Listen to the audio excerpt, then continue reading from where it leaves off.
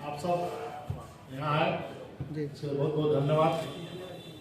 तिरहुत की महान जनता को मैं कृष्ण से प्रणाम करता हूँ। जी तमाम तिरहुतवासियों को मैं एक आग्रह करता हूँ कि आज तिरहुत स्नातक निर्वाचन क्षेत्र का चुनाव चल रहा है। इस क्रम में तिरहुत विधान परिषद उपचुनाव के अंतर्गत चुनाव होने वाला है। इस चुनाव में आप सब जानते हैं कि देवेश चंद्र ठाकुर जी के सांसद बनने के बाद यह सीट खाली हुआ। इस सीट पर चुनाव होने जा रहा है। इस चुनाव में तिरहुत के स्नातक मतदाताओं का एक तरह से प्रेशर था कि आप चुनाव लड़िए, तिरहुत की बात होनी चाहिए। कहीं ना कहीं तिरहुत छूटता हुआ जा रहा है। आप देखेंगे कि लगातार तिरहुत के विकास की अपेक्षा हो रही थी। तिरहुत के युवा, शिक्षित वर्ग और छात्र एवं तमाम लोग स्नातक करके बेरोजगार बैठे हुए थे। इन बेरोजगारों को कोई बात करने वाला नहीं था। अब देखिए ये सेशन रेट की समस्या है। तो आप देखिए एक ही यूनिवर्सिटी हमारे तिरहुत में है, बिहार यूनिवर्सिटी। उसी यूनिवर्सिटी के तहत आप देखते हैं वैशाली, सीतामढ़ी, शिवहर तमाम जिलों के बच्चे यहाँ पढ़ने आते हैं। फिर भी सेशन रेट की समस्या है। पीजी का जो रिजल्ट आता है, एग्जाम होता है, वो 6-6 साल 7 साल चलता है। तो तमाम तरह की जो वैकेंसीज निकलती है उनमें हमारा तिरहुत के बच्चों को बैठने में दिक्कत महसूस होती है। आप सोच सकते हैं कि कितनी बड़ी समस्या है। आप सोच सकते हैं तिरहुत में 1.5 करोड़ की आबादी है। 1.5 लाख महान मतदाता वोटर बने हैं। पहले इससे संख्या इतनी नहीं थी। आज मेरे चुनाव लड़ने से स्नातक वोटरों की संख्या बढ़ी है। मैं दावे के साथ कहता हूं कि जब 2026 का चुनाव होगा तो ये संख्या 3 लाख के पार होगा। तो इससे आप अंदाजा लगा सकते हो कि हमारे तिरहुत में कितनी बेरोजगारी है। बात बड़े बड़े नेताओं ने हमेशा बिहार के विकास की बात की, लेकिन जब उनके विकास करने की बात आती है तो अपने अपने छोटे छोटे इलाकों में शिफ्ट हो जाते हैं। जैसे हमारे विकास पुरुष आदरणीय मुख्यमंत्री अपने इलाके में शिफ्ट हो गए। नालंदा, राजगीर और गया के अलावा उनको दिखता नहीं कि बिहार में क्या है। हमारे आदरणीय नेता संजय झा जी, उनको दरभंगा के अलावा कोई दिखता नहीं है। और 2 बड़े ताकतवर व्यक्ति पूरी तरीके से तिरहुत को पप्पू बना देना चाहते हैं। बिहार में ज्ञान की धरती रही है वैशाली। प्रथम गणराज हमारे यहाँ से, जब प्रजातंत्र हमारे यहाँ से शुरुआत हुआ था, माता सीता की जर्नी हमारे यहाँ है। फिर भी हम विकास से कोसों दूर हैं। तो सवाल तो बनता ही है। इन सवालों को खोजने के लिए कैसे हम तिरहुत की बात करें, इसके लिए एक पटल होनी चाहिए। एक जगह है, वह है विधान परिषद का।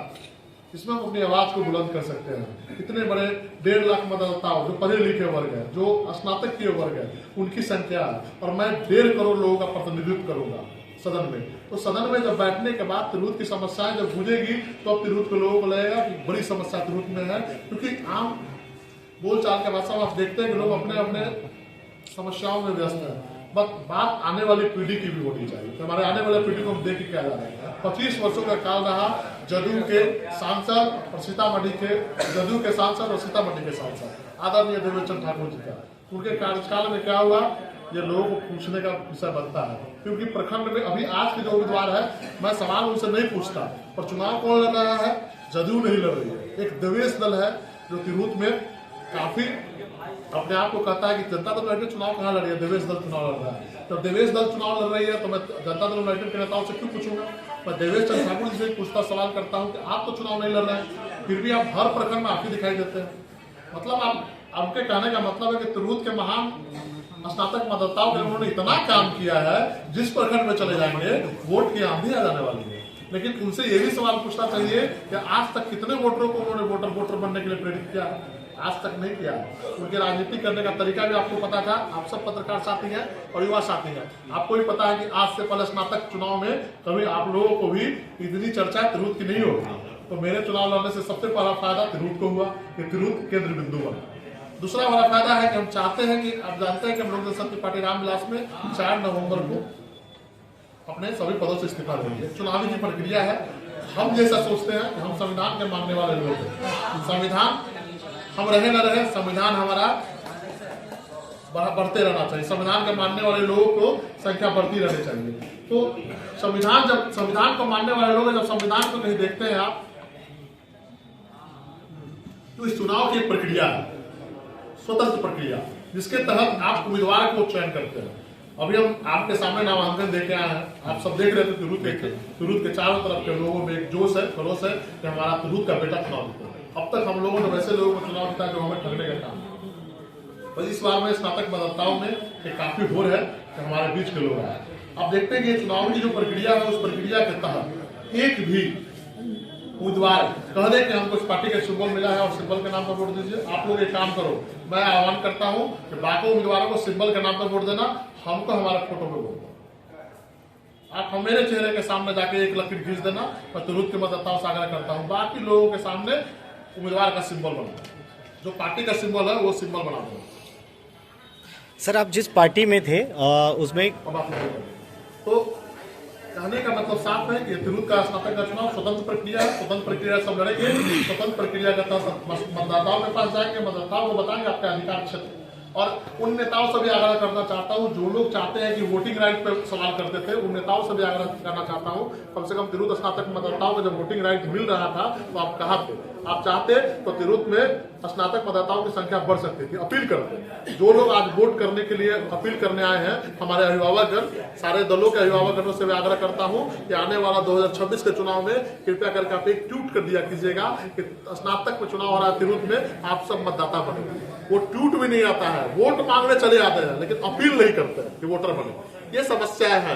तो उन सब सारे दलों के नेता अभिभावक सबका आशीर्वाद मेरे साथ है और मैं दावे के साथ कहता हूं कि जनता दल यूनाइटेड का, क्योंकि मेरी माता जी वीरा देवी आज भी जनता दल यूनाइटेड के सदस्य है और जनता दल यूनाइटेड का 90% परिवार मेरे साथ खड़ा है। क्यों?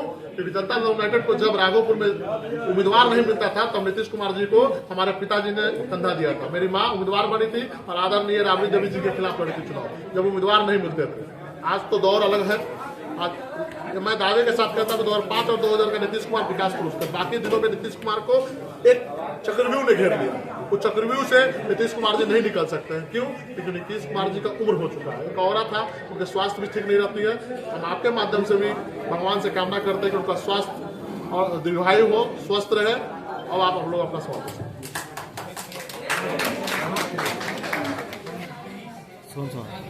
सर, पहले आप जो चिराग जी के साथ रहते थे अब नहीं दिखते हैं, क्या कारण है?